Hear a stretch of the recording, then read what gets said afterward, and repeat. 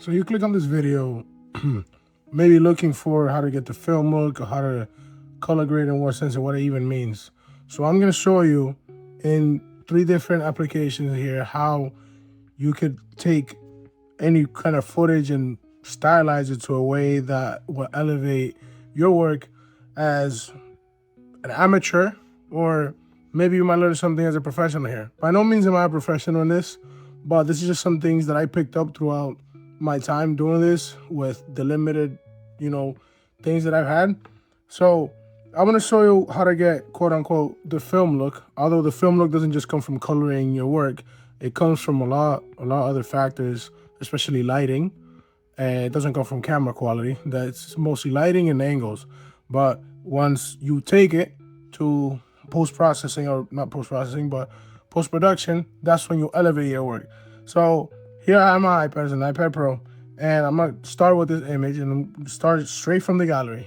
This image was shot on my iPhone 16 Pro Max, and you can get a lot with what you have. I started shooting on a Google Pixel 4, and from there it just kept going. So this is on an iPhone 16 Pro Max. You could get this quality probably on a 12. So I'm gonna start by color grading this image in a very orange tone. I'm thinking something that inspires summer. So far these days, a lot of blue and teal and green is very popular, mixed with a lot of red and yellows. So you're very limited with Apple's own editing app here. So the first thing I usually do is go for an image like this. I'll look through the filters and see what I could do here. So far, what I could get as like some kind of preset. So I'm gonna go with vivid warm. You could also, if I would choose dramatic warm, if I want something dramatic, but right now I'm trying to make something somewhat happy and it will get that kind of mood or feel. But before I do that, let me copy this image so I can show before and after. Actually, I can show you before and after here. So let me just go back to vivid warm. I can tweak this however I want. If I wanted more or that. After this, I will go into how I will do this in Procreate, or now that I'm working with Lightroom, how I will do it in Lightroom.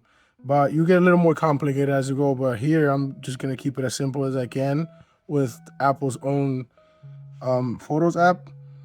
So we already have this nice orange, image so far. Because of how the image looked, I really can call this finished. But I want to separate the subject from the background just a little more. I feel like he blends in too much, although it's blurred out. And that's the whole entire thing of color grading, color correcting, is your goal is to separate whatever you're shooting from the background, or the background from the subject. Some people are really creative and want to make the background pop out more than the subject, but to me that just looks bad. You could always go with auto and see how that would look, to give you a little preview, and just deselect that. Just if it's too saturated or overexposed, you can just deselect that. I'm already gonna start seeing that there's a lot of blues in the back and in the forward. So if there's a lot of blues back there, I'm gonna go just straight into vibrance and just try to increase those blues, because that it's really noticeable, as you can see. So I'm gonna try to increase those blues and keep them right there.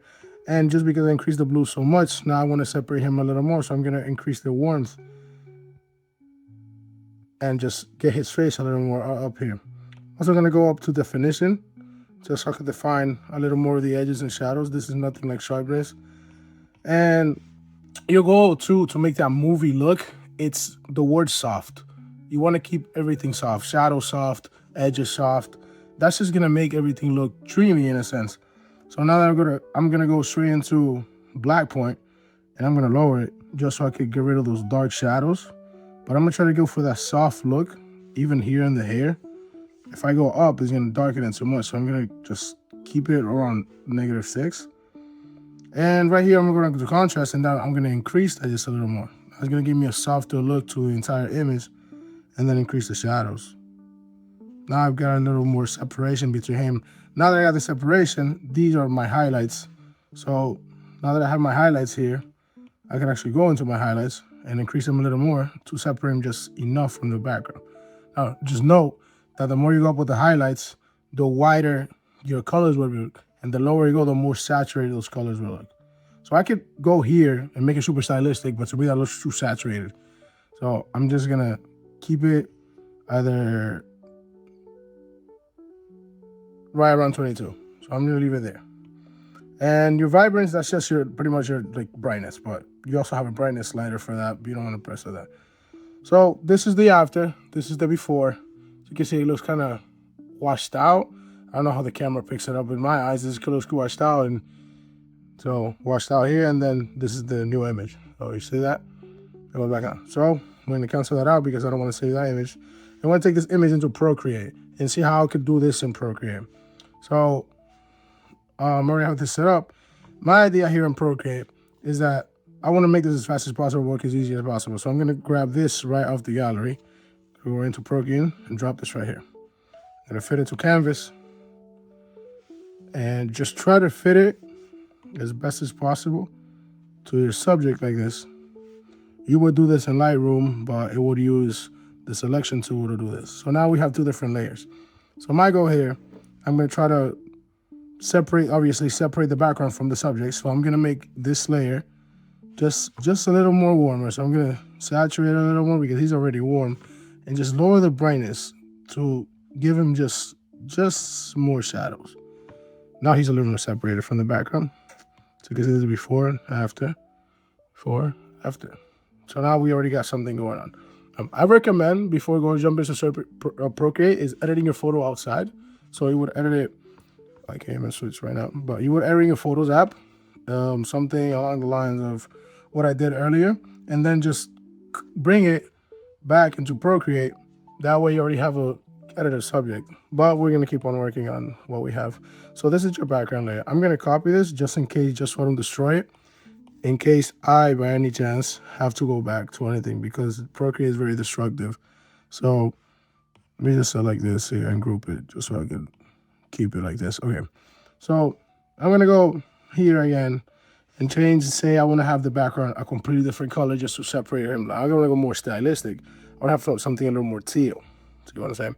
I want something more teal, and I want to be a little more creative with it. Now I got a lot of pinks back here. I'm gonna try to get rid of that here in Procreate as best as possible.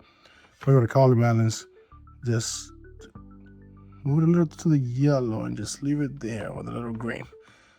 I can do the same thing with him now. I go to color balance, just make him a little more green just so we can fit into the scene a little more.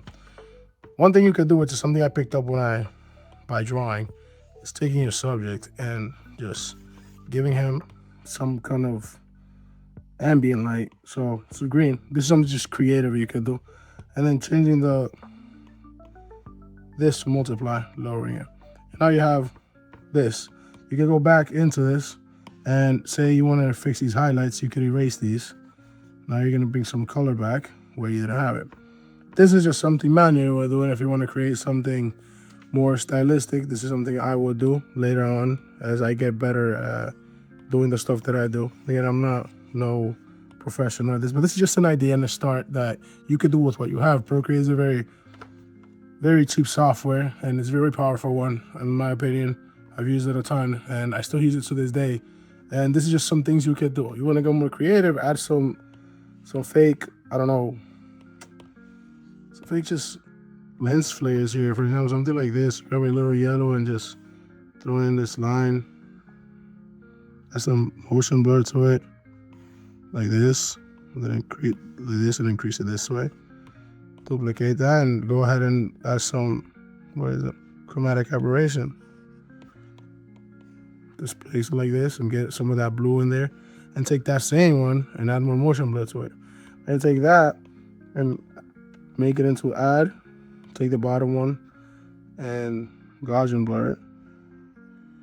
I have a really nice fake lens flare in there.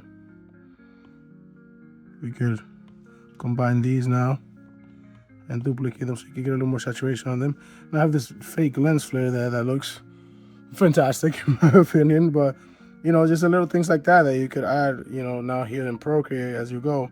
You could also, once you get out of, if you go to Lightroom like I do, you come back to Procreate, add your effects and stuff. But if you want to get that film look, it's just a matter of thinking how to colorize things and, you know, separate your subject from the background. It's not, don't think about frying your image so much. A lot of people fry, I used to fry my images insanely.